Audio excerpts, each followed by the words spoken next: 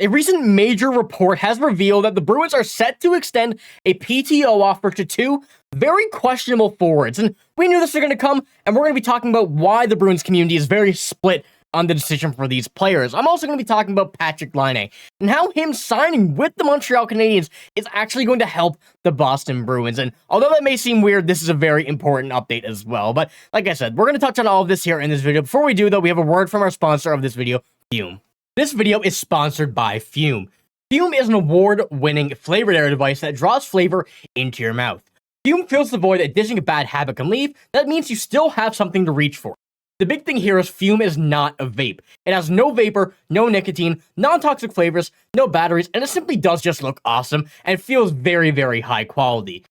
Fume has served over 300,000 customers, and you can be the next success story. For a limited time, use my code DIGEST to get your free topper, and it's a perfect accessory for your Fume device. All you gotta do is slip it onto the mouthpiece for a softer, warmer feel. And for those who like to fidget, it's chewable, and it's also reusable, which is absolutely awesome. So if you like the sound of all of that, head to tryfume.com. That is tryfume.com, and use my code DIGEST, or you can also use the QR code on the screen. And with your purchase of the Journey Pack, you will get a free topper, which is absolutely awesome. So thank you, Fume, for sponsoring this video. And without any further ado, let's get into our first topic here of this video, which is really the big one that we're going to be talking about for majority here, is this potential offer, or PTO, of Blake Wheeler and Kailer Yamamoto. This is very, as I mentioned, an interesting one, in the sense that a lot of people have really mixed opinions on it, and I can agree, and we're going to be touching on why this is the case. But first of all, I do want to pull up the screenshot that brought all of this to light from Twitter, from Sean Hutchin. A source close to the situation has told me the Bruins are considering extending a PTO or a professional tryout offers to former Boston Bruin Blake Wheeler and Kailer Yamamoto. Kailer Yamamoto, I've spoken about here on this channel. We kind of got the consensus that he wasn't really going to be the fit for the Boston Bruins. He's very small. He's not a sizable player that they'd be looking for, but Blake Wheeler, definitely one that is the exact size the Bruins will be looking for, although the age is a bit up there in what the Bruins are looking for. But I'm going to touch on both, why one could be the option, why another couldn't, and another player that we've spoken about here, which a lot of Bruins fans would like to see. And just because these two PTOs are right here doesn't mean this is the last of them. They can go out and get a few more, and obviously the PTO is a risk-free option to just help your team out and have the option of, I guess we could say, of getting better risk-free. Happened with Danton Heinen last year, and we've seen how that worked out. And maybe the Bruins could get lucky again and pull this off with one of these guys. But I want to touch on first Kailer Yamamoto, the guy that we've kind of discussed here a lot.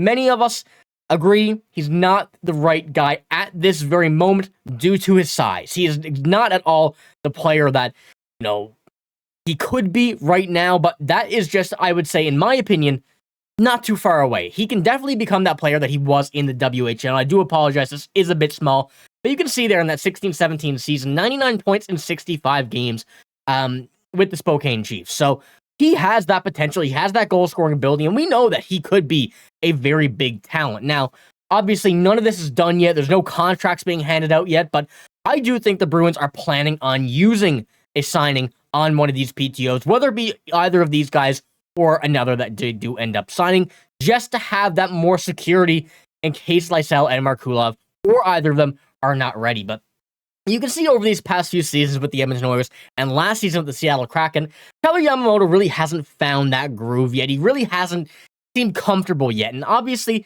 that's going to be something that comes with time. Still only 25 years old, the former first-round pick does still have a lot of time left in his career and has a very well-versed, I guess we could say, group of players that he's played with. And some players that really could teach him some great things. And that's why I think another spot like the Boston Bruins, which has so many older players, a lot of players that have some very good experience that can certainly help out Kailer Yamamoto, as well as some sizable players. And pairing him with any of those guys, I think you could see work.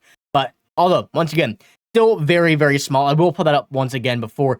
Right there up at the top left, 5'8", 153 pounds. And he will get tossed around, especially in the games that we know the Boston Bruins like to play, where their physicality is through the roof. So that's one option that we know is a bit odd. One that we're not really too fond of, I guess we could say. But heading on to Blake Wheeler, another very interesting one. A guy who could potentially be coming back to the Boston Bruins.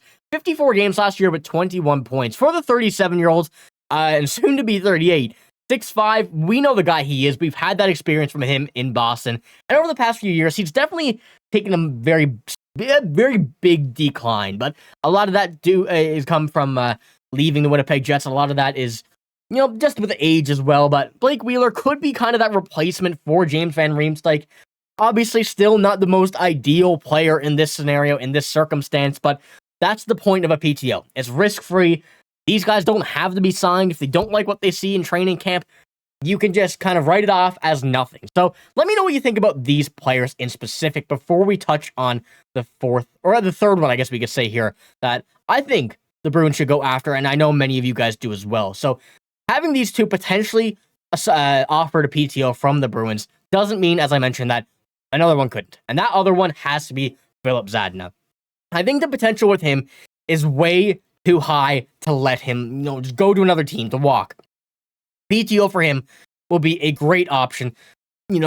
Someone who's still so young, only 24 years old, the potential he has, what we've seen him do in junior, as well as even in the NHL with a smaller sample size, I think that potential for him is still there, but he has to find the right spot. And I think the Bruins could be that place. Obviously, he wouldn't be that second-line winger that the Bruins were looking after, especially right here, when you have Morgan Geekie, Brezo, Kastelik, and Pastrnak on that right side. Although it is a bit weak, we could get a guy like Zadina, and the potential that he would have, that he would give to this team, I can't see the Bruins passing up on it.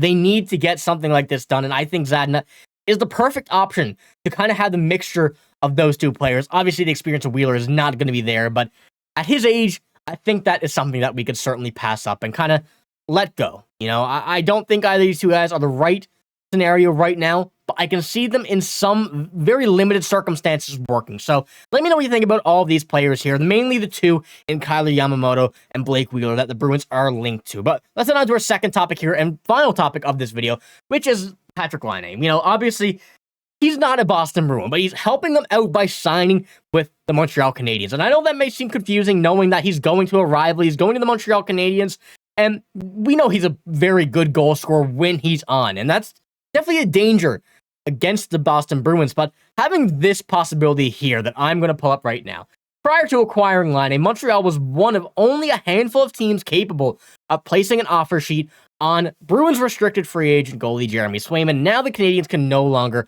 afford to do so.